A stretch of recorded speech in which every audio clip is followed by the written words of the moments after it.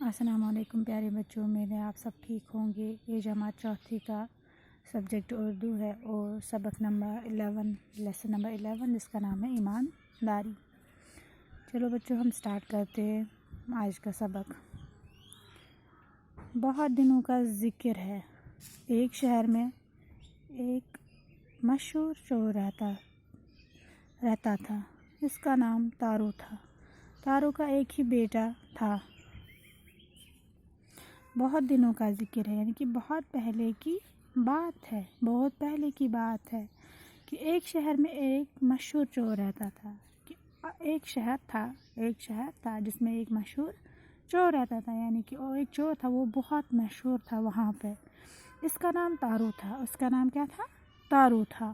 جو یہ چور تھا اس کا نام تارو تھا۔ تارو کا ایک ہی بیٹا تھا۔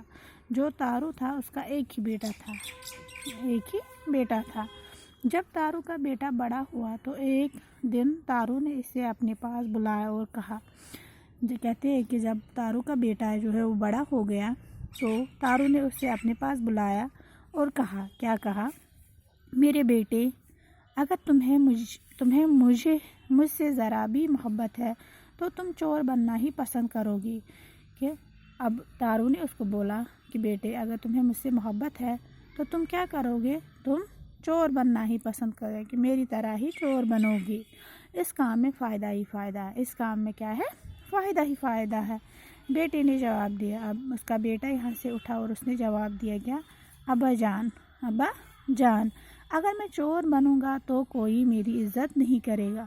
ابا جان، اگر میں چور بنوں گا یعنی کہ اگر میں چور بنا تو میری کوئی عزت ہی نہیں کرے گا، گاؤں میں کوئی عزت ہی نہیں کرے گا میری۔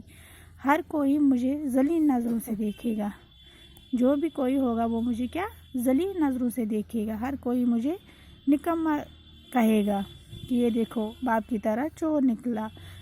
ابا جان، میں تو چاہتا ہوں کہ محنت کر کے اپنے لیے روزی روٹی کماؤں۔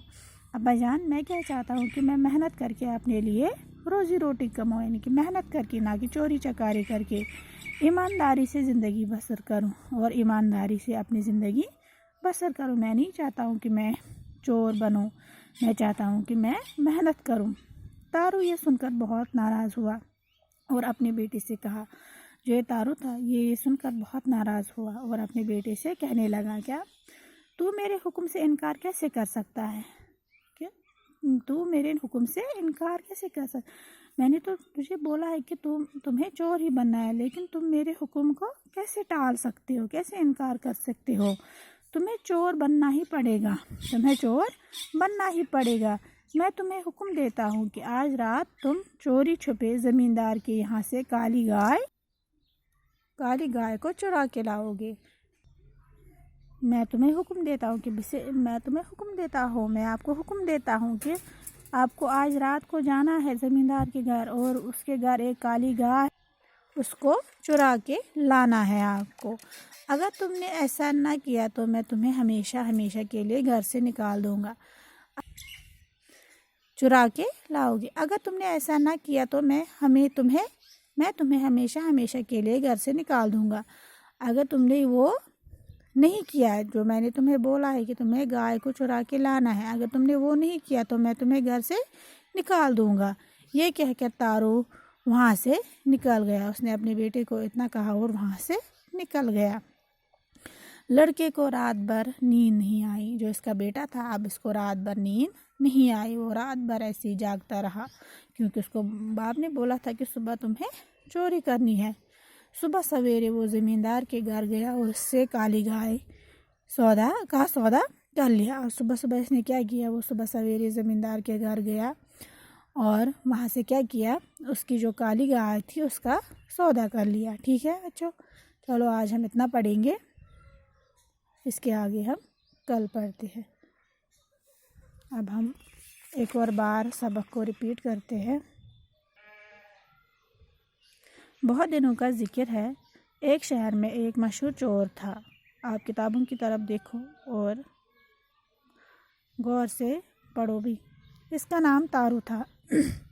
تارو کا ایک ہی بیٹا تھا۔ جب تارو کا بیٹا بڑا ہوا تو ایک دن تارو نے اسے اپنے پاس بلایا اور کہا، میرے بیٹے، اگر تمہیں اگر تمہیں مجھ سے ذرا بھی محبت ہے تو تم چور بننا ہی پسند کرو گے، اس کام میں فائدہ ہی فائدہ ہے۔ بیٹے نے جواب دیا، ابا جان اگر میں چور بنوں گا تو میری کوئی عزت نہیں رہے گی، ہر کوئی مجھے ذلیل نظروں سے دیکھے گا۔ ابا جان میں تو چاہتا ہوں کہ محنت کر کے اپنے لیے روزی روٹی کماؤں اور ایمانداری سے زندگی بسر کروں۔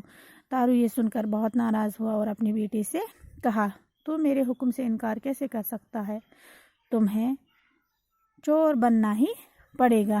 میں تمہیں حکم دیتا ہوں کہ آج رات تم چوری چھپے زمیندار کے یہاں سے کالی کو چرا کے لاؤ۔ اگر تم نے ایسا نہ کیا تو میں تمہیں ہمیشہ کے لیے گھر سے نکال دوں گا۔ یہ کہہ کر تارو وہاں سے نکل گیا۔ لڑکے کو رات بھر نیند نہیں آئی۔ صبح سویرے وہ زمیندار کے گھر گیا اور اس سے کالی گائے کا سودا کر لیا۔ ٹھیک ہے بچوں، چلو آج کے لیے اتنا ہی، شکریہ۔